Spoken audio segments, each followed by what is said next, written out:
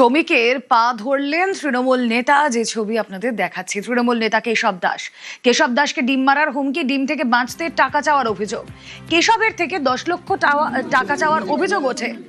শ্রমিকের পা ধরলেন তৃণমূল নেতা। কথা বলবো, সোমনাথ রয়েছেন সঙ্গে। সোমনাথ, দেখো, আজ জেলা পার্টি অফিসে বিজেপির যে জেলা কার্যালয় রয়েছে, সেই কার্যালয়ে বিজেপি রাজ্য সভাপতি শ্রমিক ভট্টাচার্য সেখানে আসেন এবং দীর্ঘক্ষণ মিটিং করে বেরোনোর সময়, সেই সময় যে তৃণমূল নেতা যে শ্রমিক ভট্টাচার্যকে সামনে পেয়ে কেন দীর্ঘক্ষণ অপেক্ষা করছিল, সেই তৃণমূল নেতা যে শ্রমিক ভট্টাচার্য কখন বেরোবেন।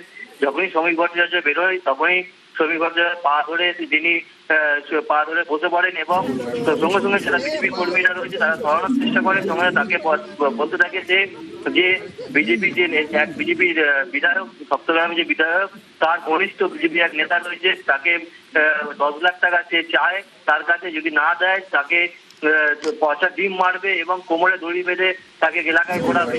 সেই ভয় দেখায় এবং তার সেই কথা যখনই তিনি বলতে থাকে, তখনই যে বিজেপি যারা কর্মীরা ছিল এবং বিধায়করা ছিল সঙ্গে সঙ্গে তাকে সরিয়ে দেয় এবং সে আমাদের সামনে বলতে থাকে, জানায় যে ডিম।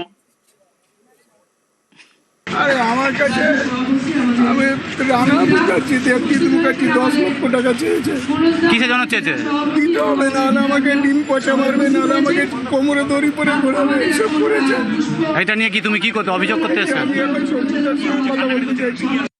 এমনি তৃণমূল কাউন্সিলরদের উপর বিশ্বাস নেই, তার সত্ত্বেও যদি এমন কোনো ঘটনা ঘটে যে আমাদের বিজেপির কার্যকর্তারা টাকা পয়সা চেয়ে থাকে, তার যদি যথার্থ প্রমাণ থাকে যে ওনার সঙ্গে চেয়েছে, তার যদি কিছু প্রমাণ থাকে, তাহলে এই বিষয়ে আমরা দলগতভাবে পার্টির যেটা নির্দেশ হবে সেই নাম হিসেবে কাজ করা যাবে।